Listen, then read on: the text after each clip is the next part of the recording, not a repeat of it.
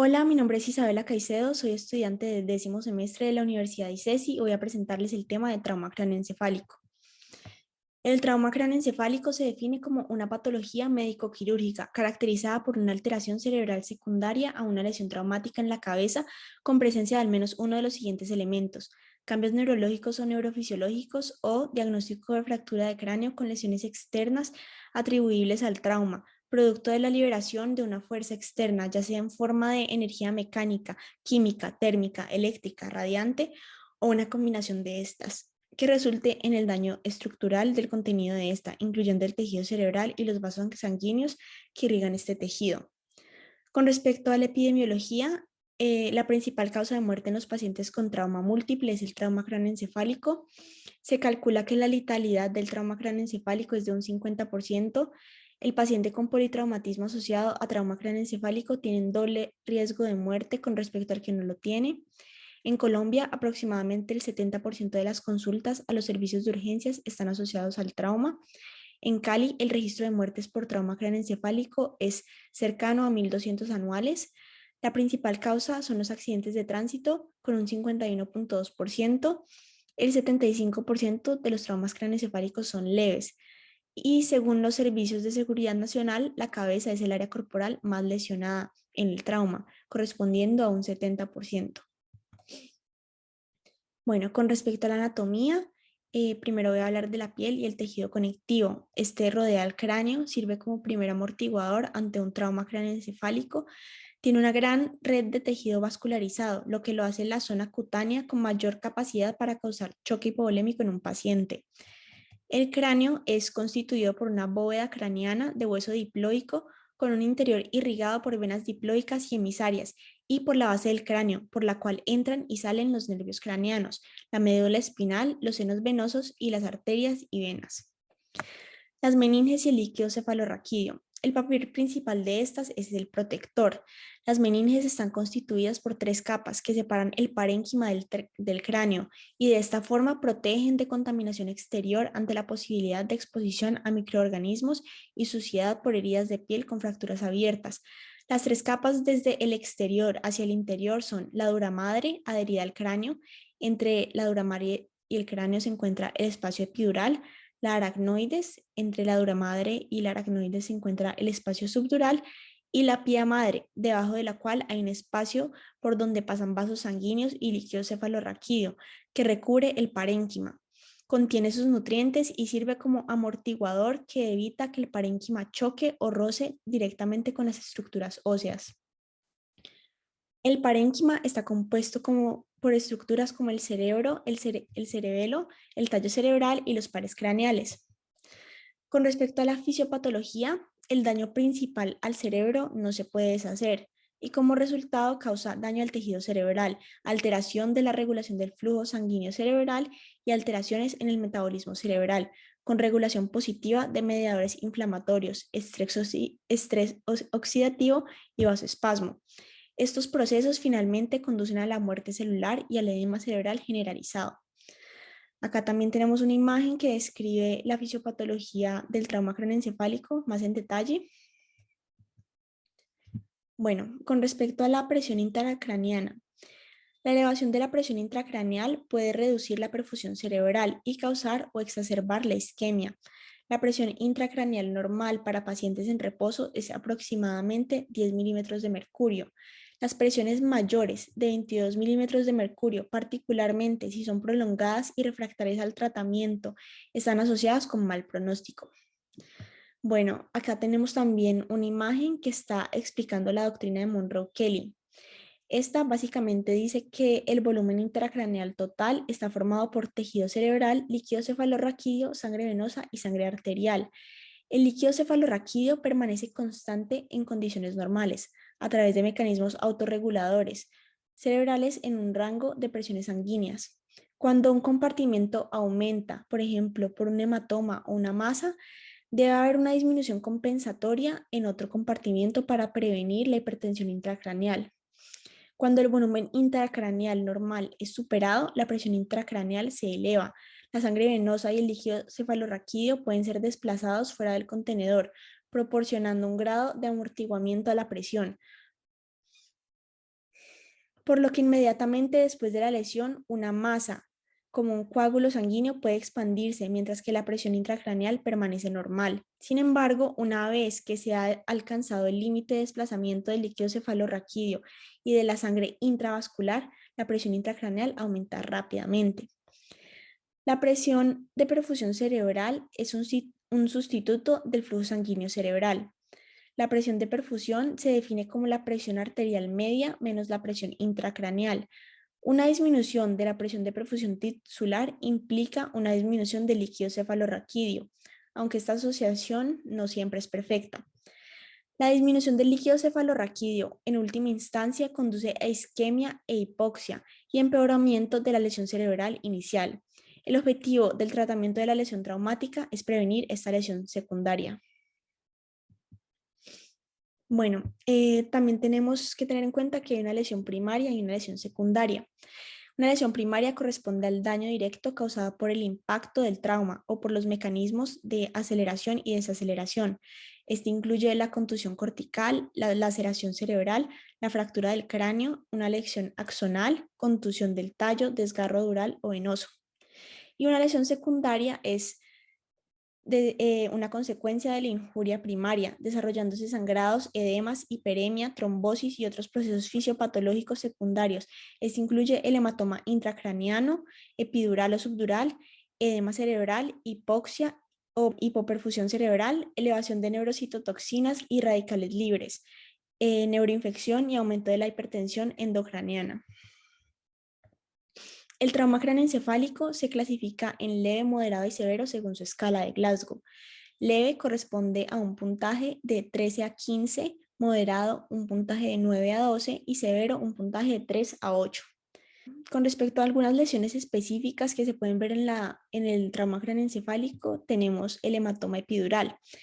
Este es un sangrado extradural ya que está por fuera de la dura madre, no atraviesa las líneas de suturas, está asociado con daño de la arteria meningia media y clínicamente se presenta como pérdida de la conciencia, seguido de un intervalo lúcido con deterioro cognitivo, posterior debido al aumento de la presión intracraneal. Este puede conducir a una hernia. Suele verse como una lesión hiperdensa en forma biconvexa y tiene una mortalidad del 5 a 10% con tratamiento quirúrgico adecuado y a tiempo.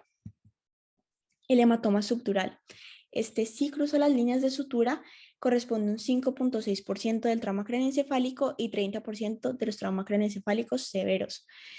Corresponde a una lesión de los plexos venosos subdurales y de las venas del puente y tiene una mortalidad del 60% con tratamiento.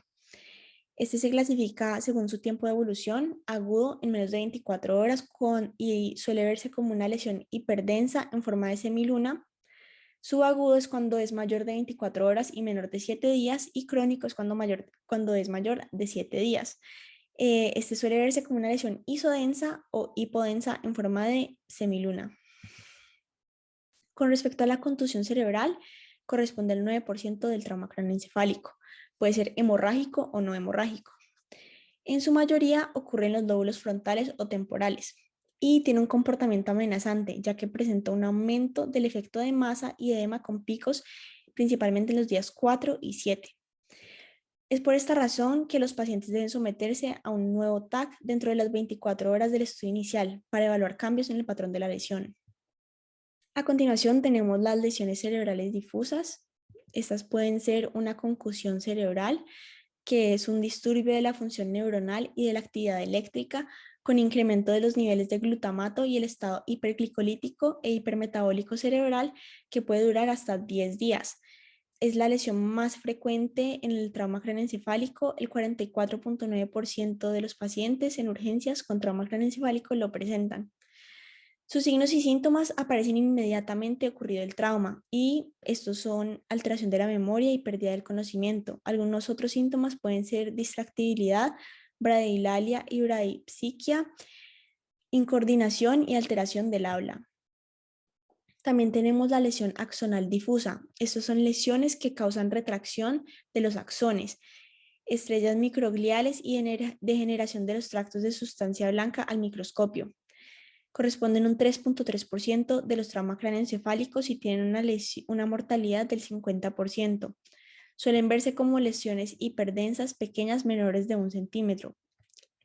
Como podemos ver en este caso, eso corresponde a microsangrados que están ubicados en la sustancia blanca y son mejor vistas con resonancia magnética. Bueno, a continuación voy a hablar de la valoración primaria de los pacientes. Como todos los pacientes con trauma, se debe hacer en el abordaje inicial el ABCDE del trauma. Entonces, en el A se debe garantizar la permeabilidad de la vía aérea, buscando signos de obstrucción. Se realiza la aspiración de secreciones e identificación de cuerpos extraños. Hay que buscar lesiones como fracturas faciales, mandibulares, traqueales o laringeas. Se debe mantener la vía aérea con cánulas orofaringeas o con la maniobra de subluxación mandibular. Siempre se debe garantizar la protección de la columna cervical hasta haber descartado lesión de esta por imagen. En la B se deben descartar las lesiones que amenacen la vida. Se debe ventilar con oxígeno al 100% hasta obtener gases arteriales y luego hacer ajustes según los resultados.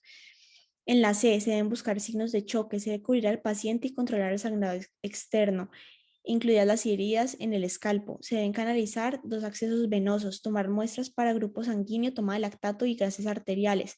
Y se debe iniciar reanimación hídrica con solución salina al 0,9%. Realizar monitoreo continuo de la presión arterial con el fin de mantener cifras de tensión arterial normal, entre una tensión arterial media entre 90 y 110 milímetros de mercurio. En la D se debe determinar el puntaje del Glasgow, evaluar la respuesta pupilar y evidenciar la presencia de signos de focalización. En pacientes graves se debe descartar la ausencia de los reflejos del tallo. De forma complementaria, se puede realizar una inspección para descartar lesiones como fractura de base de cráneo, fracturas faciales y signos de trauma espinal o de convulsiones. Y en la E se debe realizar una exposición completa y control de la hipotermia. Bueno, esta es una imagen de la escala de Glasgow. Entonces hay que evaluar tres aspectos. Primero está la apertura ocular, la respuesta ocular. Si es espontánea, corresponde a 4 puntos. Si hay apertura ocular con orden verbal, es 3 puntos. Si hay respuesta ocular con dolor, son 2 puntos. Y si no responde, es 1 punto.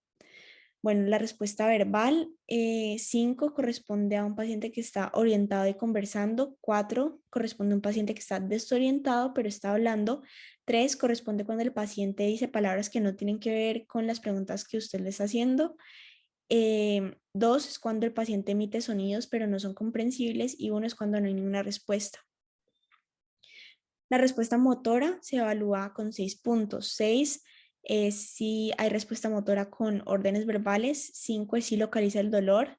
4 es cuando hay una retirada y flexión. Y 3 es cuando hay una flexión anormal, también conocida como una postura de decorticación. Y 2 es cuando hay una extensión, conocida como una rigidez de cerebración. Y 1 es cuando no hay ninguna respuesta. Las pupilas, estas se evalúan eh, y se debe tener en cuenta el tamaño. El tamaño normal varía entre 2 y 5 milímetros y entre las dos pupilas no debe haber una diferencia mayor a 1 milímetro. Las pupilas deben contraerse como respuesta al estímulo luminoso. Cuando estas no responden al estímulo luminoso y también hay anisocoria, este es un predictor de lesión expansiva con efecto de masa en el cráneo que puede llegar a requerir intervención quirúrgica. Esto tiene un valor predictivo positivo del 85%. Bueno, a continuación se debe hacer una valoración neurológica secundaria en donde se hace un examen neurológico detallado que incluya inspección visual y palpación del cráneo, auscultación cráneo cervical, signos físicos de trauma espinal, se buscan evidencias de convulsiones, se evalúa la escala del Glasgow, se evalúan los pares craneales, se evalúa la orientación, el lenguaje y la esfera mental, se evalúa la respuesta motora y sensitiva, el sistema cerebeloso y de marcha. Y se buscan signos de fractura de base de cráneo y de fístula de líquido cefalorraquídeo. Estos pueden ser los que vemos en la imagen, que son rinoliquia, otoliquia, ojos de mapache u el signo de Patle. ¿A qué pacientes se les toma el TAC? A los pacientes con trauma craneoencefálico, con excepción de los pacientes que tuvieron un trauma mínimo. a todo paciente con cefalea, diplopía o vértigo persistente postraumático y a todos los que presenten deterioro neurológico. El abordaje y el manejo ya en el servicio de urgencias depende de la clasificación del trauma craneoencefálico. Esto se mira con el puntaje del Glasgow. Aquellos que tienen un Glasgow entre 3 y 15 presentan un trauma leve y se debe tomar un TAC en caso de que hayan cumplido los requisitos nombrados anteriormente. Si el TAC es anormal o es normal, pero no hay ninguna mejoría de los síntomas a las 6 horas, se debe informar al servicio de neurocirugía y se debe hospitalizar. Si el TAC es normal o no fue necesario el TAC, se debe dejar al paciente en observación por 6 horas hasta que haya recuperación total del Glasgow y que no haya presencia de síntomas neurológicos. Si hay mareos, vómitos, cefalea intensa, estos pacientes deben ser vigilados estrechamente por el alto riesgo del deterioro. En caso de que se presente deterioro, se debe revalorar al paciente con el ABCDE, excluir otras causas ajenas al trauma craneoencefálico y tomar TAC en caso de no haberlo tomado anteriormente.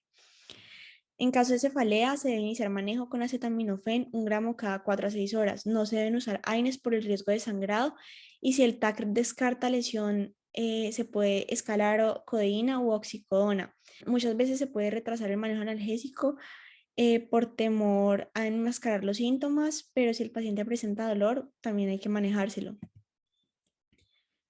Bueno, el manejo de un paciente con trauma craneoencefálico moderado, esos son aquellos que tienen un Glasgow entre 9 y 12.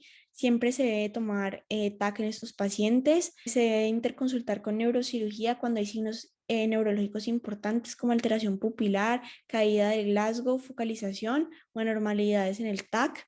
Se debe hacer una vigilancia neurológica mínimo por 24 horas. Se debe hacer uso de analgesia titulada con opioides y usar con precaución, idealmente bajo la supervisión de un anestesiólogo. Y la profilaxis anticonvulsiva se hace según el criterio de neurocirugía. Este se considera en casos de contusiones del lóbulo frontal y del temporal. Y si es pertinente, se debe trasladar a UCI para monitoría neurológica y respiratoria. Con respecto al trauma craneoencefálico severo, estos son los pacientes que tengan un score de Glasgow menor a 8. Al ingreso se debe hacer toma del TAC cerebral y se debe informar inmediatamente al servicio de neurocirugía y a la unidad de cuidado intensivo para poder trasladarlo oportunamente. Se debe hacer vigilancia neurológica y respiratoria estricta por un personal capacitado y iniciar profilaxis anticonvulsiva con fenitoína. Mantener al paciente en sedación y analgesia adecuada y en pacientes intubados para controlar agitación y dolor.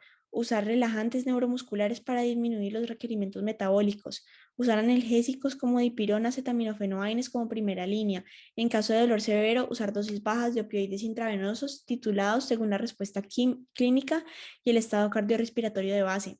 Para la sedación se prefiere el propofol por sus efectos neuroprotectores y su asociación con disminución en la presión intracraneal.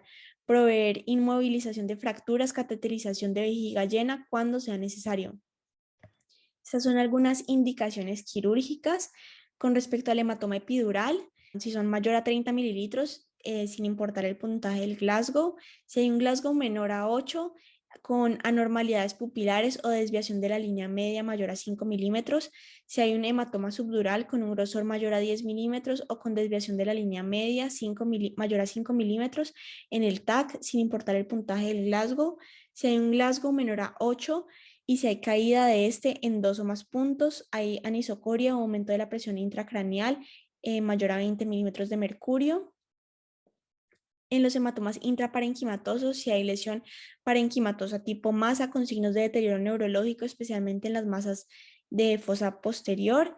Si es una lesión mayor a 50 mililitros, si hay efecto de masa como distorsión, dislocación, obliteración del cuarto ventrículo, compresión de las cisternas basales o hidrocefalia obstructiva, si hay hipertensión endocraniana refractaria al tratamiento, si hay un Glasgow de 6 a 8 con contusiones frontales o temporales mayor a 20 mililitros con desviación de la línea media mayor a 5 milímetros, Si es una herida penetrante, ya que requiere desbridamiento quirúrgico y cierre de la dura madre para prevención de fugas de líquido cefalorraquídeo.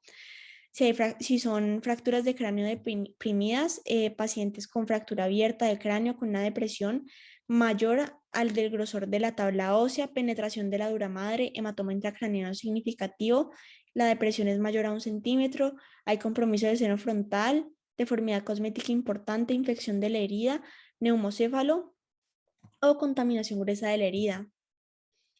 Bueno, estas son las referencias que usé. Muchas gracias